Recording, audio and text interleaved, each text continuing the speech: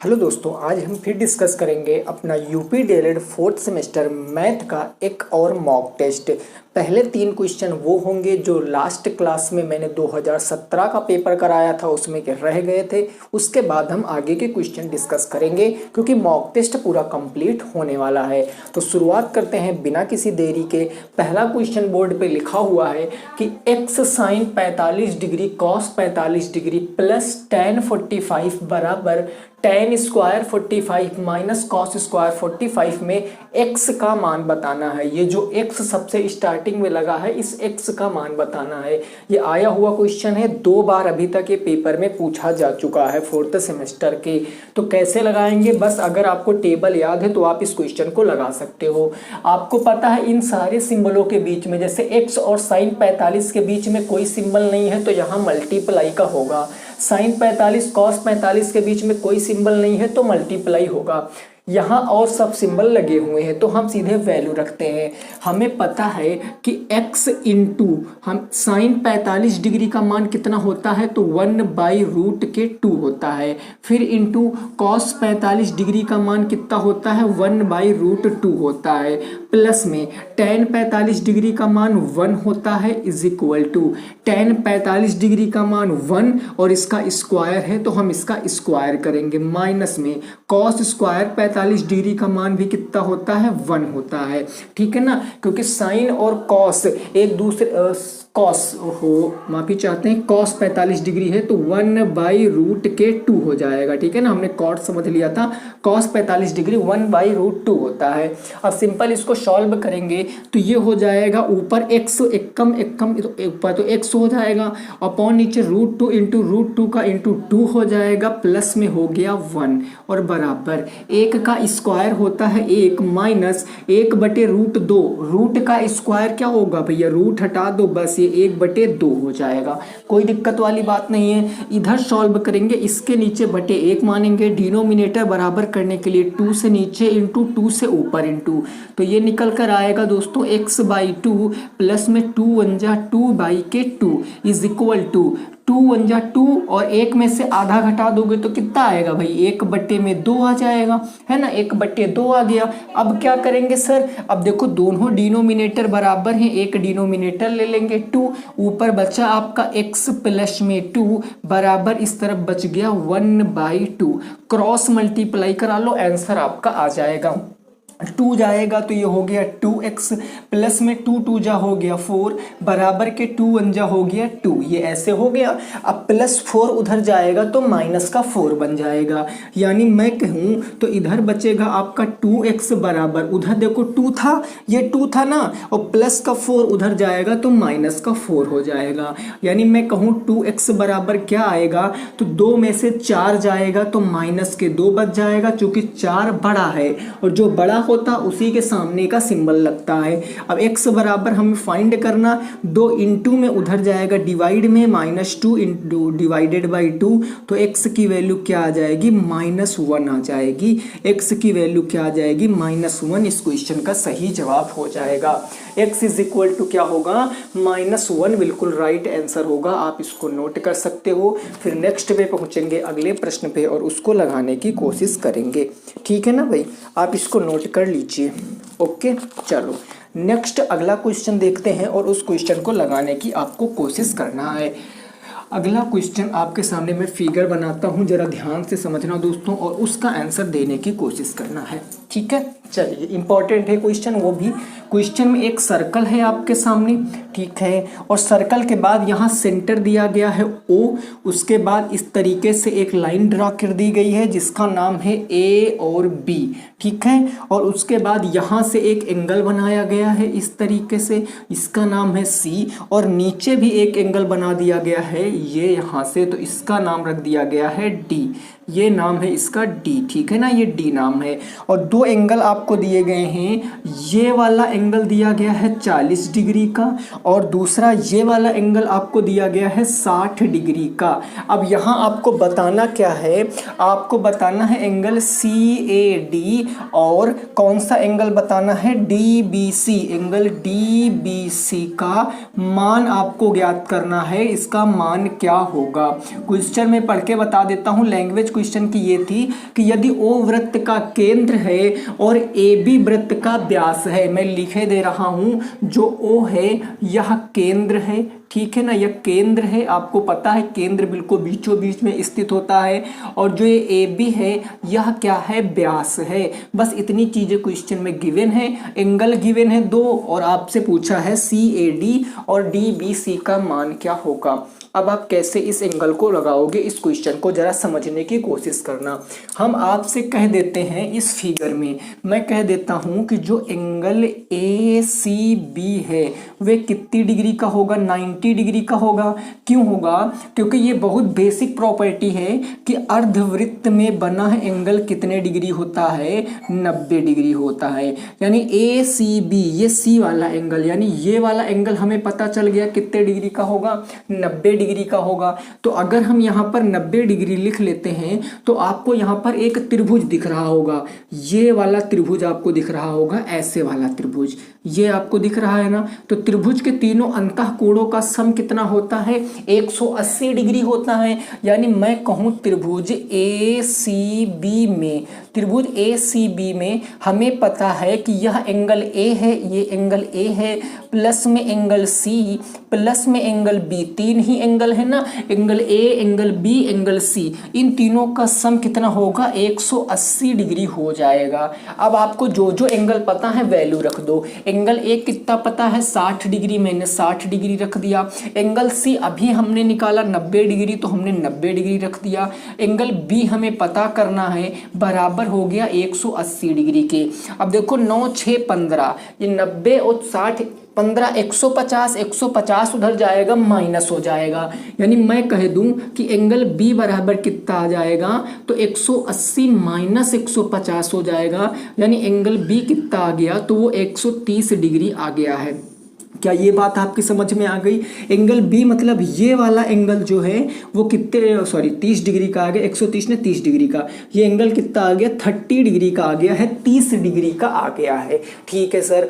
दूसरी चीज हम देखेंगे, आपको यहाँ पर दिख रहा होगा एंगल ADB में, ADB का मतलब ये वाला एंगल, ये भी तो अर्धवृत्त में बना एंगल है, क्योंकि AB अगर व्यास है तो व्यास करता है 2 बराबर भागों में सर्कल को डिवाइड करता है। तो ये एंगल कितना होगा, 90 डिग्री का होगा। तो मैंने लिख लिया 90 डिग्री। और क्यों 90 डिग्री होगा, क्योंकि ये अर्धवृत्त में बना एंगल है। तो ये अगर 90 डिग्री हो गया तो मैं यहाँ 90 लिख लूँ। अब आपको दिख रहा होगा यहाँ पर ट्रंगल, कौन सा ट्रंगल सर, ये वाला ट्रंगल आपको दिख रहा है नीचे, ये वाला ट्रंगल है ना, ये जिगजैग पार्ट वाला ट्रंगल आपको दिख रहा होगा। तो इस ट्रंगल में 2 एंगल आपको पता है, ये और ये आप पता कर सकते हो। आप लिखोगे ट्रंगल कौन से, ADB में, ट्रंगल ADB में आपको पता है भाई, अभी मैंने बताया ट्रंगल के तीनों एंगल का सम 180 डिग्री होता है। तो यहाँ भी हो जाएगा एंगल A प्लस में एंगल D प्लस में एंगल जो है आपका B, इनका सम कितना हो जाएगा, 180 डिग्री हो जाएगा।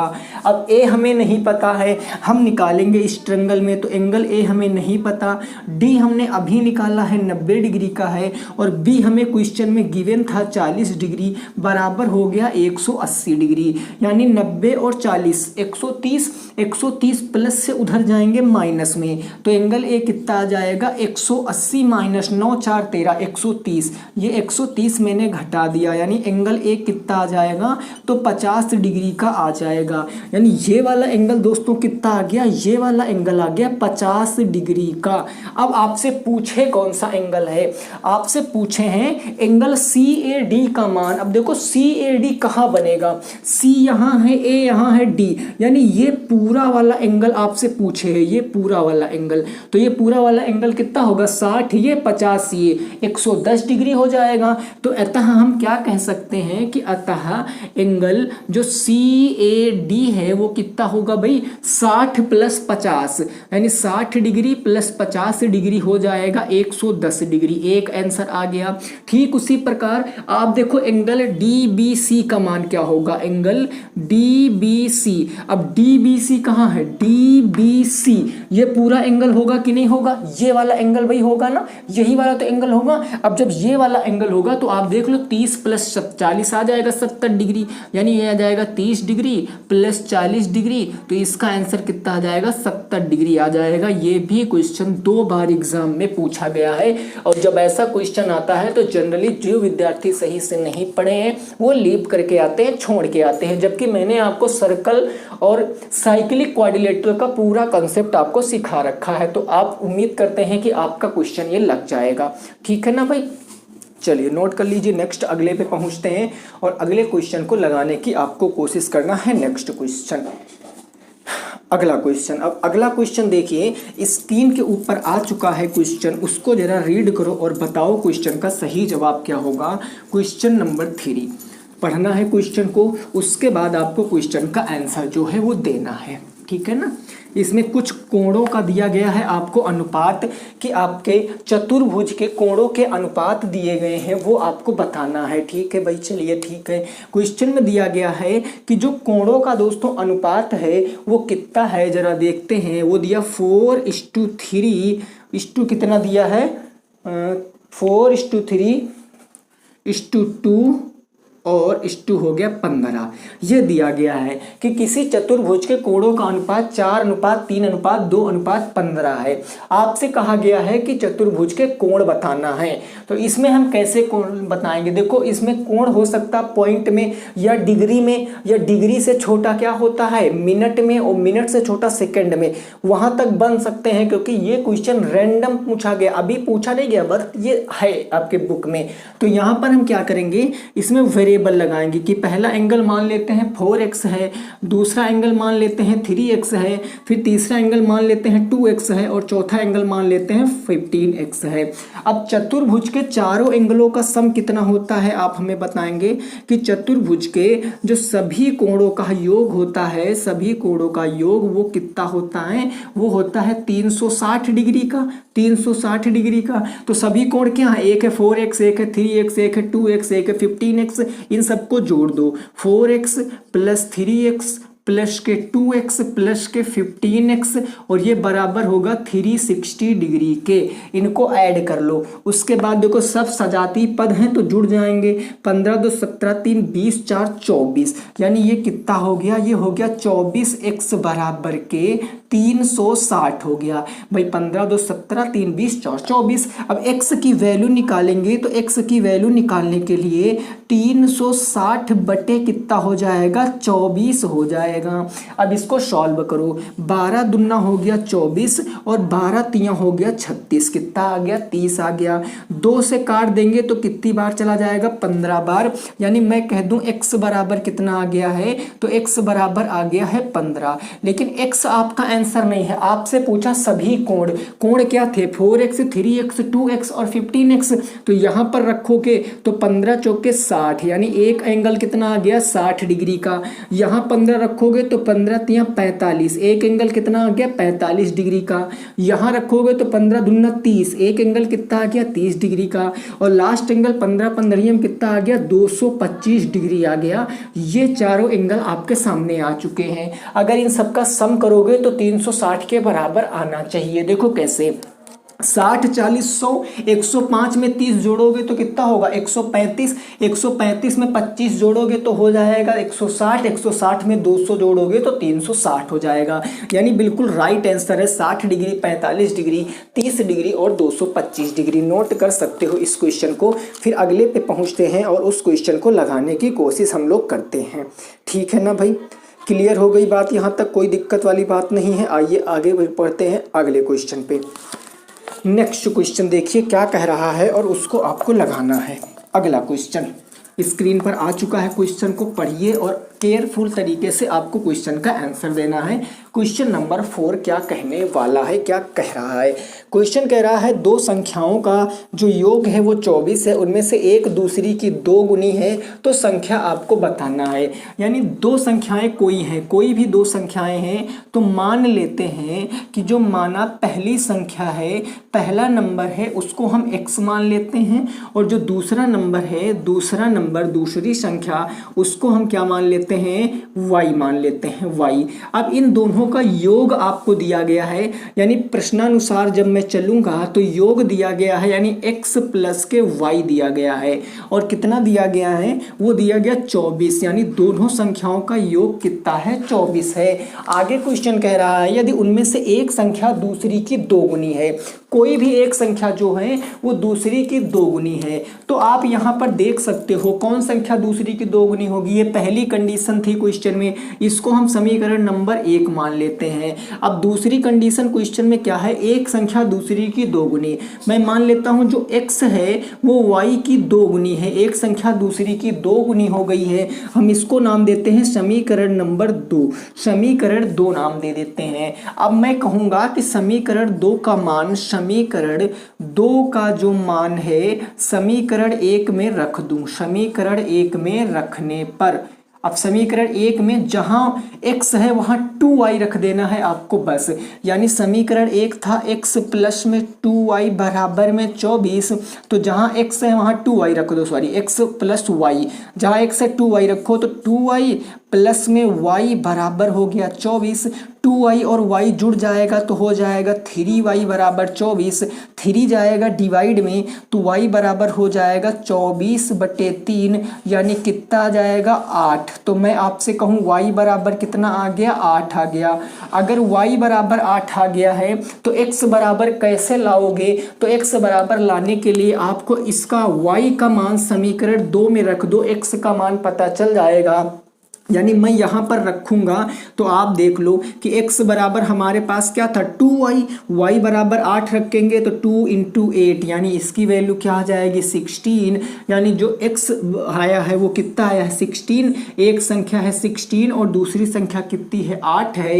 यही क्वेश्चन का जवाब है, और नोट कर लीजिए 2016 में आपके पेपर में पूछा गया था।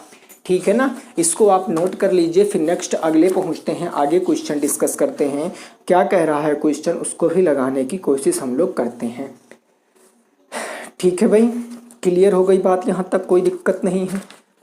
फटाफट तरीके से आप लोग नोट कर लीजिए, फिर आगे देखते हैं अगला क्वेश्चन क्या कह रहा है, उसको लगाने की कोशिश करते हैं। ठीक ना, चलो नेक्स्ट अगला क्वेश्चन देखो। अगला क्वेश्चन यहाँ देखते हैं और उसको देखते हैं क्या कह रहा है। क्वेश्चन आपके सामने कह रहा है 20 माइनस के 10x, 20 माइनस के 10x बराबर के 2 माइनस के 4x को हल करो। इसको आपको सॉल्व करना है, इसको आपको हल करना है। कैसे आप इसको हल करोगे, क्वेश्चन नंबर 5 है। तो सिंपल सा क्वेश्चन है भाई, ये क्या linear equation in one variable है ना, रैखिक समीकरण एक चर में। x वालों को एक तरफ ले आओ, ये माइनस से इधर आएगा प्लस में, और 20 प्लस से उधर जाएगा माइनस में, यानी इधर माइनस के 10x था, उधर माइनस के 4x प्लस में आ जाएगा तो प्लस के 4x हो गया, बराबर इधर 2 था, ये प्लस का 20 उधर जाएगा तो माइनस का 20 हो जाएगा, यानी -10 और +4 माइनस के क्या 6x बचेगा, है ना भाई। प्लस माइनस हमेशा घट जाते हैं और जो बड़ा होता है उसका बच जाता है। माइनस का 6x बराबर भाई 2 और -20 कितना होगा, माइनस के क्या हमारा 18 हो जाएगा। आपको जी बिल्कुल हो जाएगा। अब ये माइनस इस माइनस को कैंसिल आउट कर देगा तो x बराबर क्या आएगा 18, इधर पहले से था 6 आएगा डिवाइड में, तो x बराबर मैं कह सकता हूँ कि 6 तिरिक 18 नहीं आएगा, और x की वैल्यू आपके सामने आ गई। यही आपके क्वेश्चन का जवाब था। x बराबर कितना आएगा 3 आ जाएगा। यही क्वेश्चन का सही जवाब है, आप इसको नोट कर लीजिए। आगे पहुंचते हैं और उस क्वेश्चन को लगाने की कोशिश करते हैं। ठीक है ना, क्लियर हो गई भाई बात। डन है। चलो नेक्स्ट अगले सब क्वेश्चन पे पहुंचते हैं और उसको लगाने की कोशिश करते हैं। क्वेश्चन नंबर 6 बोर्ड पर आ चुका है, पढ़िए क्वेश्चन को और बताइए क्वेश्चन का सही जवाब क्या आएगा। क्वेश्चन आपसे कह रहा है कि किसी भिन्न के अंश और हर दोनों में 1 जोड़ देने पर मान 2 और अंश हर में 1 घटाने देने पर मान 4 हो जाता है, तो भिन्न आपको ज्ञात करनी है। इंपॉर्टेंट क्वेश्चन है दोस्तों, ध्यान से समझना। भाई हम मानेंगे कि जो हमारी भिन्न है, माना जो हमारी भिन्न है वो हम उसको x बटे y मान लेते हैं। भिन्न का मतलब अंश होगा, हर होगा। जो ऊपर लिखा होता है वो अंश होता है, जो नीचे लिखा होता है वो हर होता है। तो अगर हम प्रथम शर्त क्वेश्चन की देखें, पहली शर्त क्वेश्चन की देखें, तो पहली शर्त क्वेश्चन में क्या कह रहा है कि यदि अंश और हर दोनों में 1 जोड़ दें, तो अंश हमारे पास था x, हर था y, दोनों में 1 जोड़ दें तो +1 हो जाएगा।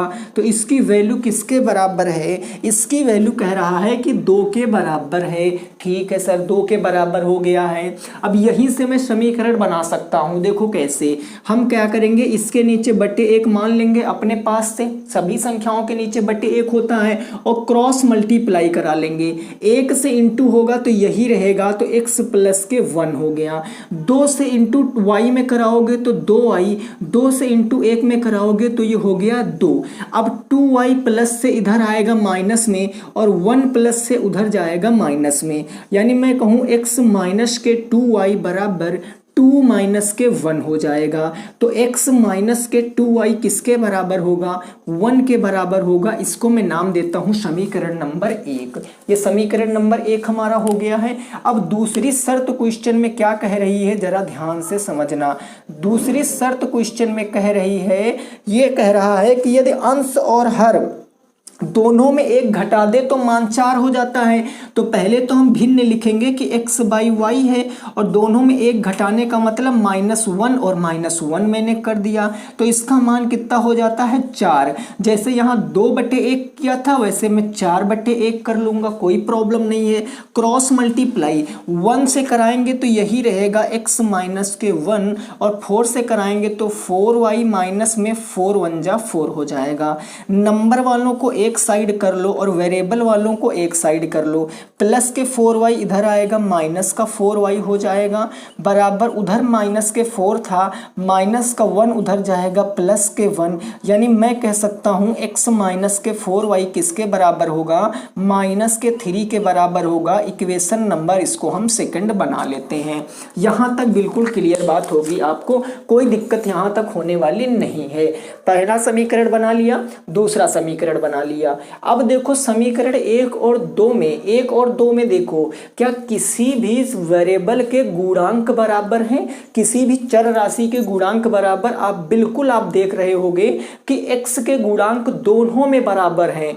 तो x के गुणांक अगर दोनों में बराबर हैं, उनके सिंबल देखो, क्या सिंबल दोनों के एक ही हैं? हाँ बिल्कुल एक हैं। अगर सिंबल एक ही होते हैं तो मैंने क्या बताया था कि इक्वेशनों को घटा लेते हैं। तो आप लिखोगे कि समीकरण 1 को समीकरण 2 से घटाने पर, या हम आप ऐसे लिख सकते हैं समीकरण 1 और 2 को घटाने पर, 1 और 2 को क्या करने पर? घटाने पर। सर घटाते क्यों हैं? क्योंकि तब हमें सिंबल चेंज करने का मौका मिलता है और हम सिंबल को चेंज कर देते हैं। समीकरण 1 हमारे सामने क्या था? x माइनस के 2y बराबर के 1 था, और दूसरा समीकरण है x माइनस 4y बराबर -3।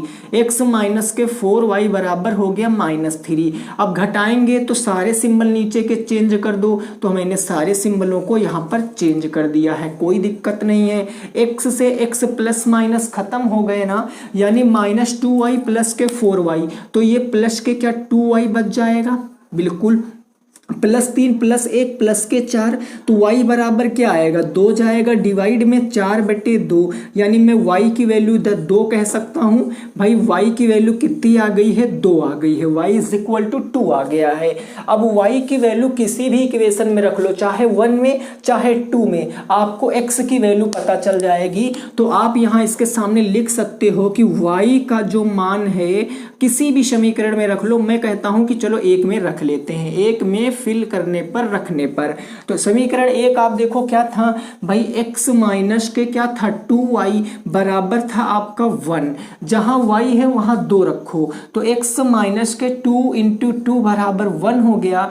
2 2 जा 4, माइनस का 4 उधर जाएगा तो प्लस के 4, तो x बराबर होगा 1 प्लस के 4, यानी x की वैल्यू क्या आ गई है 5 आ गई है भाई। y की वैल्यू थी 2, x की वैल्यू थी 5। तो आपसे पूछा भिन्न, भिन्न आपने क्या माना था x बटे वाई, x के स्थान पर x की वैल्यू रख दो, y के स्थान पर y की वैल्यू। x की वैल्यू थी 5 और y की वैल्यू कितनी आई है 2, तो आंसर आएगा 5/2, एकदम करेक्ट आंसर आएगा।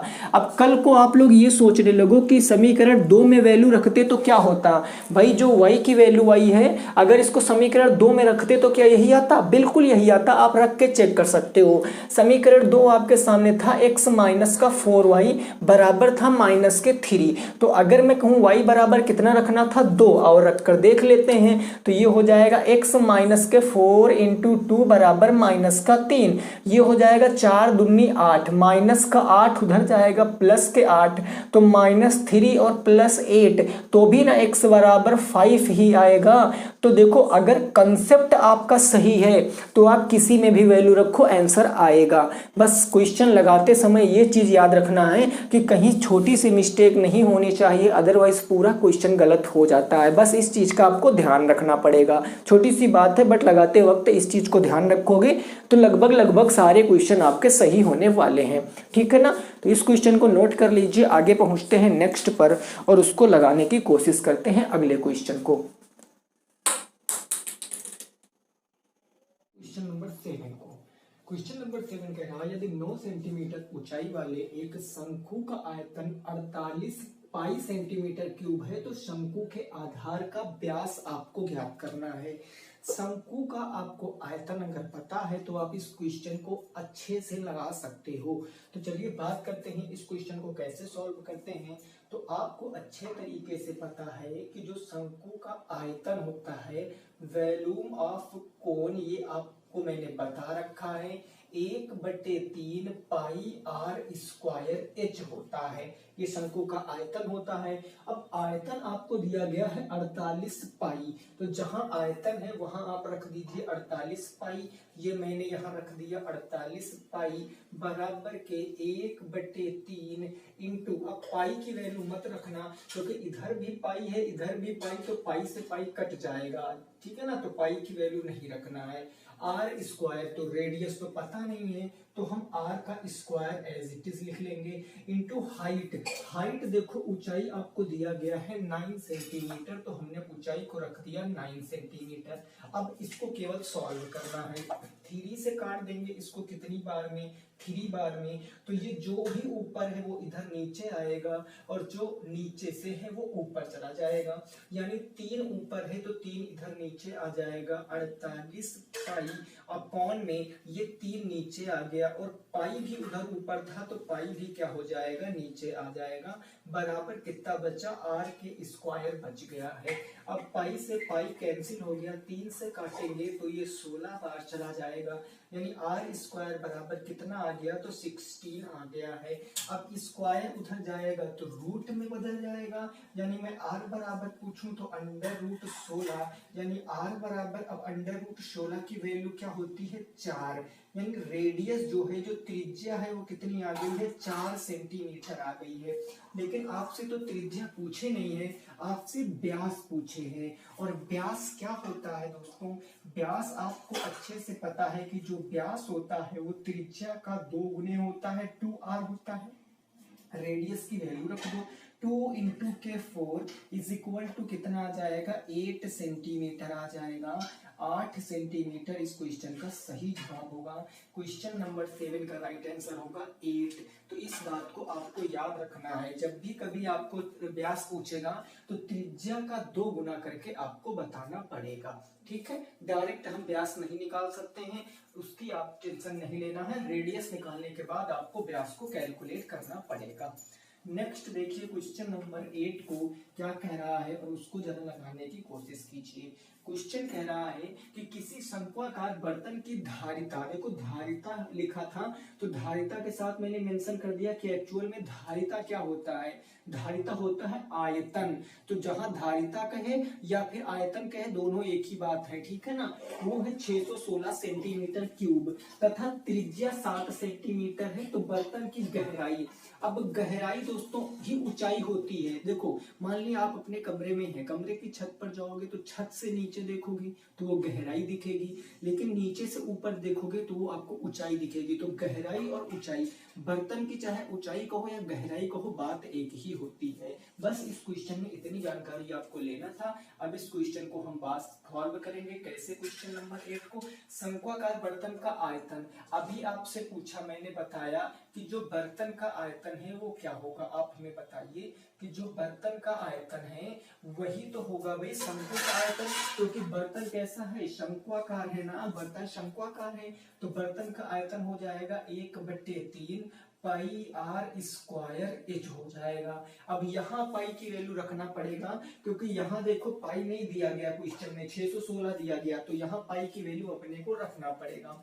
यानी मैं कह सकता हूँ कि जो 1/3 पाई की वैल्यू मैं रख देता हूँ 22/7 इंटू आर स्क्वायर। आर कितना दिया गया है 7, तो ये हो जाएगा 7 इंटू के 7। और हाइट हमें बताना है, क्योंकि हाइट ही ऊंचाई होगी। ये किसके बराबर होगा, तो ये होगा 616 के बराबर। बस इसको सॉल्व करना है। देखिए पहले जो यहीं से कट रहा है वो आप काट सकते हो, 7 से एक 7 खत्म हो गया, जो ऊपर है वो नीचे जाएगा, जो नीचे है वो ऊपर जाएगा, यही लॉजिक है बस, ठीक है ना। तो h बराबर, मैंने पहले तो उधर 616 लिख लिया, अब 3 नीचे था तो उधर जाएगा, तो ऊपर 616 से इंटू कराएगा बट्टे, ऊपर 22 था तो नीचे 22 आ जाएगा, ऊपर इंटू 7 था तो नीचे इंटू 7 आ जाएगा। अब इसको देखो कैसे सॉल्व करेंगे।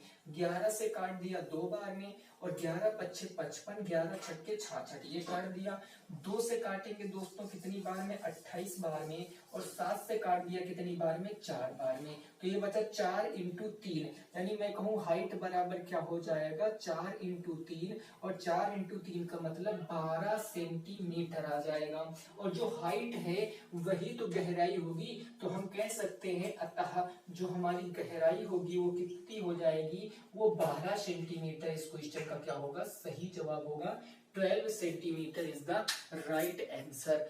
12 क्या हो जाएगा, इस क्वेश्चन का सही जवाब हो जाएगा। ये आपको याद रखना है, ठीक है भाई, क्लियर है बात। चलिए नेक्स्ट अगले क्वेश्चन पे पहुंचते हैं। क्वेश्चन नंबर 9 और उसको लगाने की कोशिश करेंगे। ये सारे आपके बुक के क्वेश्चन है, सारे के सारे, तो आपको ये जो है वो लगाना ही लगाना पड़ेगा, ठीक है ना। अगला क्वेश्चन देखो, अगला क्वेश्चन कह रहा 14 सेंटीमीटर त्रिज्या वाले, अब सर्कल का मतलब क्या है, वृत्त, 14 सेंटीमीटर त्रिज्या वाले वृत्त के चतुर्थांश का क्षेत्रफल आपको ज्ञात करना है।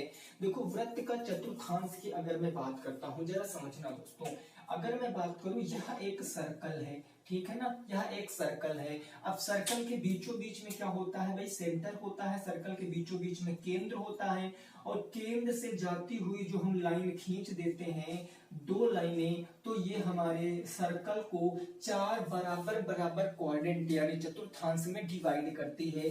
इसको बोलते हैं प्रथम चतुर्थांश, ये होता है द्वितीय चतुर्थांश, ये होता है तृतीय चतुर्थांश, और ये होता है चौथा चतुर्थांश, है ना। तो अगर मैं बात करूं पूरे सर्कल में कितने डिग्री का कोण बनता है, 360 डिग्री। अब 360 डिग्री को हम 4 बराबर भागों में बांट दे, 1 2 3 4 बराबर भागों में बांट दिया, तो प्रत्येक एंगल कितने डिग्री का होगा, आप कहोगे सर 90 डिग्री का होगा, 90 डिग्री का प्रत्येक एंगल हो जाएगा। ये इस तरीके से आपको याद रखना है।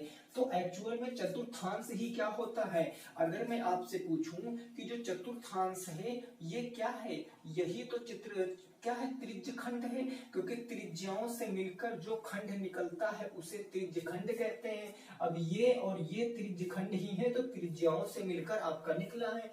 बस जो चतुर्थांश का क्षेत्रफल होगा वही त्रिज्य खंड का क्षेत्रफल होगा। और हमने आपको पढ़ा रखा है कि त्रिज्य खंड का क्षेत्रफल क्या होता है भाई। त्रिज्य खंड का क्षेत्रफल आप सभी अच्छे से वाकिफ हो। कैसे याद कराया था एक बार बताओ। कहोगे सर आपने कहा था कि पाई आर स्क्वायर, सबसे पहले सर्कल का हम लिखेंगे और उसमें इंटू करा देंगे थीटा बटे 360 से। बस ये हमारा बन जाता है चतुर्थांश का त्रिज्य खंड का क्षेत्रफल। और यहाँ थीटा क्या है, थीटा है 90 डिग्री। थीटा कितना है, 90 डिग्री। अब इसको सॉल्व करेंगे, पाई की वैल्यू हमने रख दिया 22/7 इंटू रेडियस। रेडियस कितना है 14 सेंटीमीटर, तो ये हो जाएगा 14 इंटू के 14। स्क्वायर का मतलब 2 बार इंटू करके लिखा दिया। इंटू थीटा कितना बन रहा भैया 90 डिग्री, और बटे कितना हो जाएगा 360 हो जाएगा, है ना। अब देखो 7 से इसको काट दे रहे हैं 2 बार में, कोई दिक्कत नहीं ना। 0 से ये 0 खत्म, 9 एकम 9, 9 चौके 36, और इस 2 से काट दिया इसको कितनी बार में, 2 से काट दिया है 2 बार में। अब इस 2 से मैं इसको काट दूंगा 11 बार में, तो ये बचा कितना 14 इंटू के 11 बच गया है। तो 14 इंटू 11 करा लीजिए, 11 चौके 44, 11 एकम 11, और 11 4 कितना हो गया, 11 4 15, 154 सेंटीमीटर स्क्वायर। इस क्वेश्चन का क्या होगा भैया, सही जवाब होगा। क्वेश्चन नंबर 9 का सही जवाब कितना होगा, 154 सेंटीमीटर स्क्वायर। आपसे क्वेश्चन पूछता भी है वास्तुनिष्ठ प्रश्न में कि चतुर्थांश, किसी भी वृत्त के चतुर्थांश में कितने डिग्री का एंगल होता है, तो 90 डिग्री का एंगल होता है। मैंने बेसिक आपको पढ़ा रखा।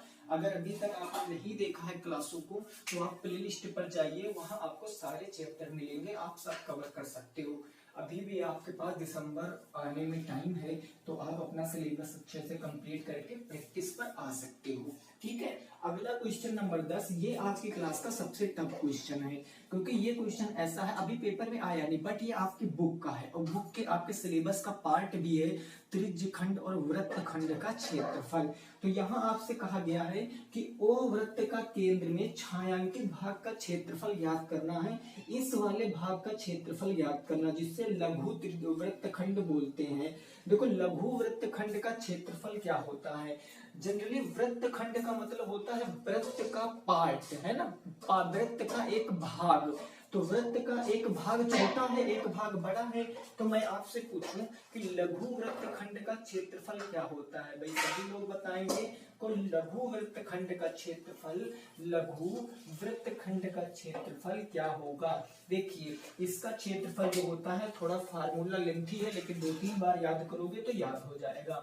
फार्मूला होता है पाई आर स्क्वायर थीटा बटे 360, पाई आर स्क्वायर थीटा बटे 360। ये त्रिज्य खंड का क्षेत्रफल हो गया। इसमें से माइनस करना है 1/2 r square sine theta, r square sine theta. Sine theta कहां से आया, तो यहाँ देखो सेंटर पर एंगल बन रहा ना 120 डिग्री का, तो ये हो जाएगा साइन थीटा। थीटा के स्थान पर कितना रखोगे 120।